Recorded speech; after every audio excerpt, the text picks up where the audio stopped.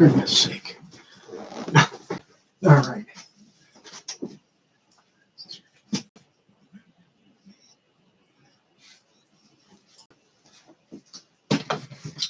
All right. Sorry. Excuse me. This is a light, or light. Well, it would be a short, late night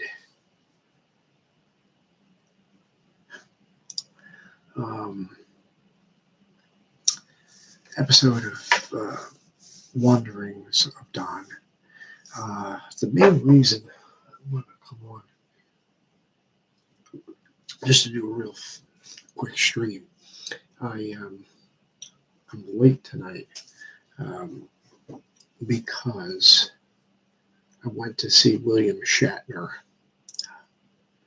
the Shat, the William Shat, who was over here at the Count Basie Theater. I think they call it something else now. It'll always be the Count Basie Theater here in Red Bank. Not terribly far from where I am. Been waiting for months. He's got a show. We watched where the first part of the show was watching Star Trek II Wrath of Khan. That was about half of it, and then the other half he went and was interviewed by this guy. Very funny. I mean, very. He's 91, 92 years old. He's still very much with it. Very lucid, very hilarious. Even if he wasn't an actor, didn't do acting, he could definitely be a comedian. There's no question. But he was fabulous, fantastic, highly recommended. Great show.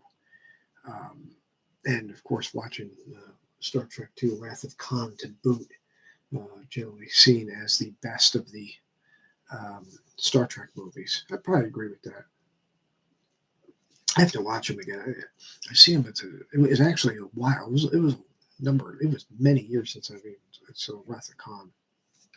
I got them all on DVD somewhere. But yeah, it was fantastic. I really did enjoy it. I mean, just funny.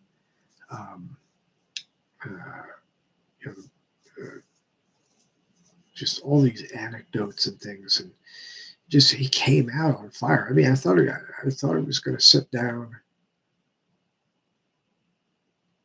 say a couple of lines from his books or whatever, answer a couple of questions that have been done in a half hour. But he went on for a good hour and a half, 2 hours after the movie. So it was a long show. I really, really enjoyed it.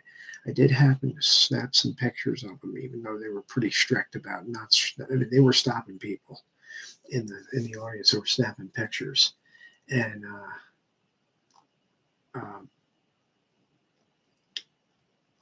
which was a little crazy, but I guess is fairly understandable. You got to think of it from his perspective too. I mean, yeah, true. I mean, he is obviously. There's something to be said about making money and stuff like that. I don't know what all the things, but of course, you don't want to be swarmed with cameras and everything everything else, and technically it's proprietary. I guess they don't also want. It's probably more about perhaps not wanting people to not only take pictures, but more so about people holding up, because everybody's got a camera now. You don't know whether somebody's taking a picture or recording it, and I guess it would be much more of an issue if somebody's recording. They weren't crazy about it, but where I was sitting was next. I was on the left-hand wall, and near an exit to behind the stage. So So I was really close. I was only like 5 rows back, something very close on the left side, 5 or 6 rows, 6 rows back. But right there, they had security. They were there the whole night. And I was like, I saw people sneaking pictures, but a lot of people, some of them they didn't catch, but they went after a lot of other people and got them. At some point, they left. They all left, and I was like, I gotta get it now or never. I finally got some guts, but I couldn't again see my like back behind me. I didn't want to turn around either. I said if I can just snap it real quick, and so I did get a couple of pictures. One of them really good. One of them far back. I didn't zoom in on that one, but if you zoom in, it's a really nice. Both of them came out really nice. So, but it was great seeing him. Just a fantastic actor. Maybe not the best actor, but Shakespearean, trained in Shakespearean acting, and somebody that I gotta celebrate his entire. I have to watch his entire catalog. That's something I'm gonna do before the day I die. Is watch every movie, at least try to watch every appearance he has. Now, in movies and TV shows and stuff. But it's fantastic. Now, on to the one other um, subject I wanted to talk about today was about Trails in the Sky SC. I'm just going to tell you right now, I haven't. It's been a couple days since I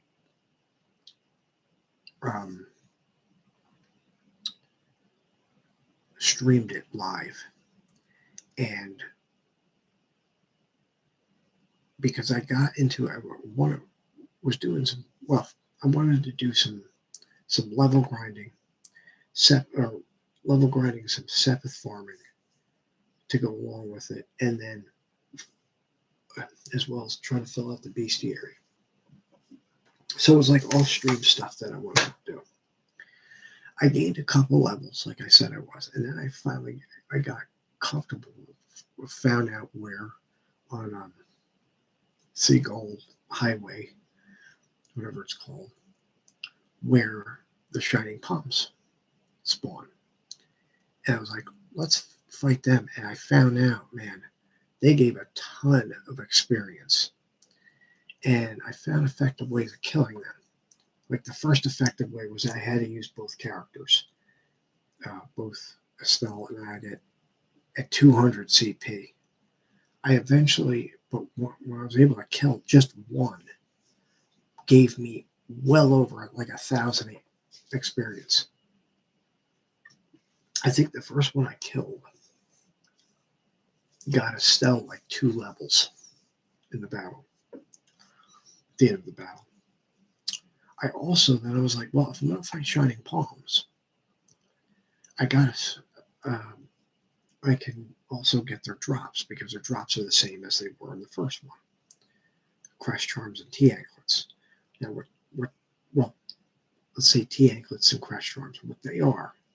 The T-Anklet is the common drop, the Crash Charms are rare. What they are accessories that you can get that block, prevent. They each prevent 2 different.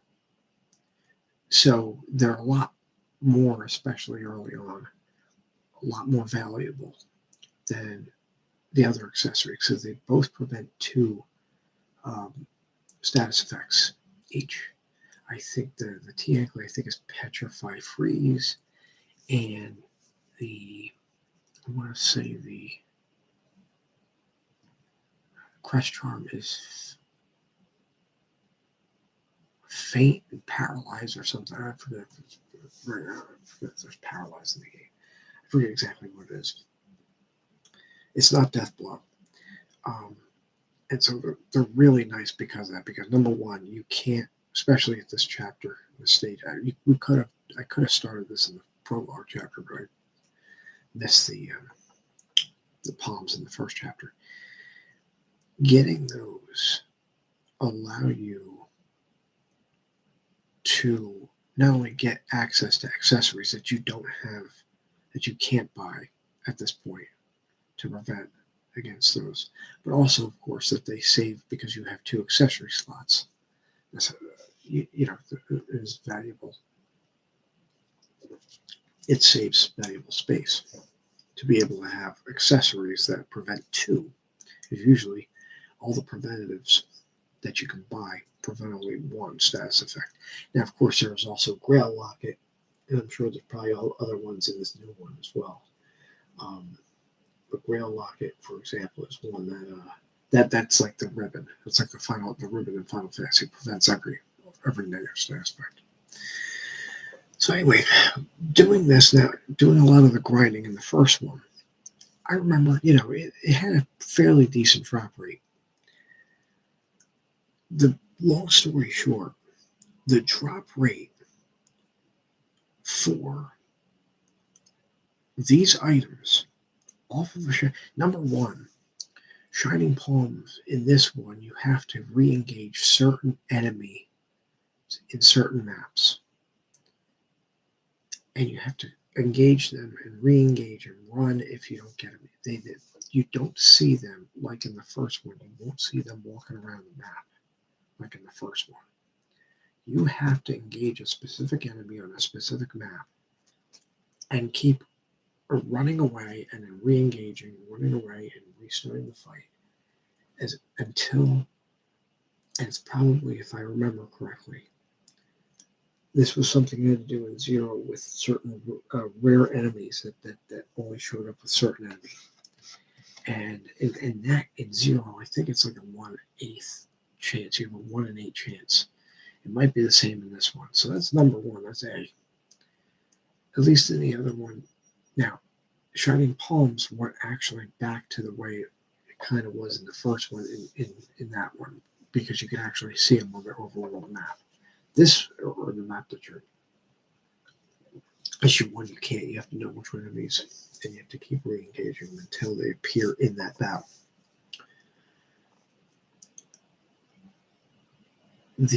What they decided to do was they changed the drop rates in this game. Some of them, and you'll see most enemies have a if enemies drop ingredients / fishing bait, stuff like that, the drop rates are very common. Even now, enemies can drop 0, 1, or 2 different their loot tables. Okay, some enemies don't drop anything. You have enemies that drop 1. Most of them drop 1 or 2. If they have 2, one's common, one's rare.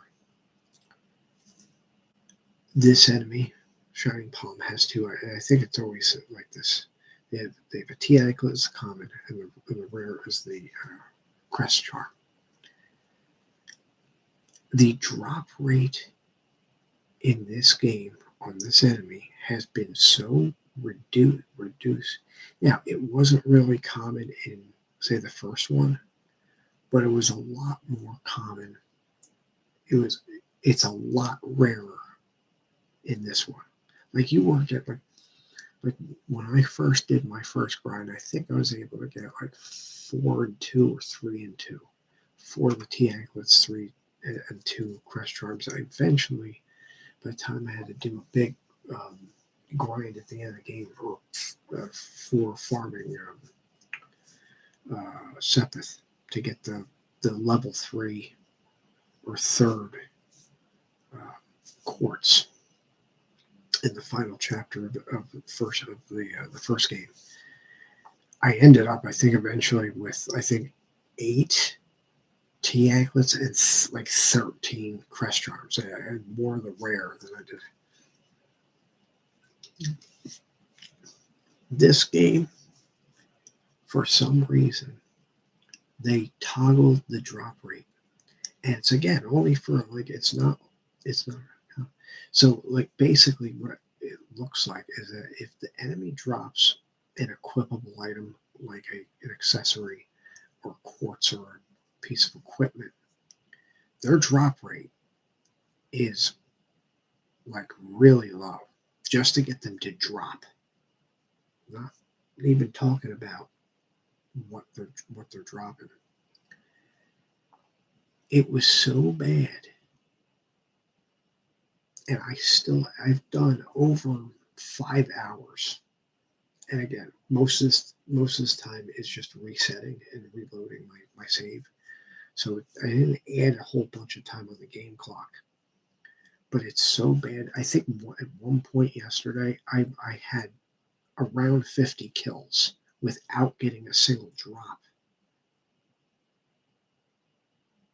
I've looked up stuff. I still haven't gotten a Crest Triangle drop. I still have not gotten a Crest Triangle drop. I finally decided to take. So at first I was like, well, just let me get the 2 T anklets now. I really want the Crest Charms. And then I was like, you know what? I don't know, even know. At some point, sometime, yeah, another time I think I went 35 counted uh, kills before I got a treasure chest, before I got a drop. And remember, that's not including all the restarts because of the rarity of the thing spawning. So number one, you got to get them to spawn in a battle, and then number two, you got to kill them and see if they do. Now, the good thing is once I hit like the crazy thing is I gained a ton of levels. I was only wanted to actually get to like 42 to 42, 43 for both of them. I'm now 48. Okay, that's how many freaking levels I got. And it's just a couple of kills because they still they're a level 46 monster in this level.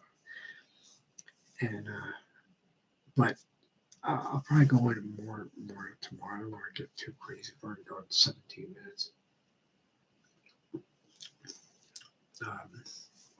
Now, so, but I just don't understand why. And trying to find out information on drop rates, I finally found some information that said I think the drop rate's like 3%. I think that's just to get a drop. I have not seen a Crest Charm. Overall, probably seen 7 or 8 T anklets, maybe more, maybe closer to 10, and have taken 4 of those. Have saved 4 of those. The good thing is, I've now got a method where I can kill these things pretty 2 per battle now, without too much of an issue. But anyway, that's something for another time. I'll continue talking this tomorrow when I get off. So anyway, thanks for watching. Have a good night, and may the Lord be with you.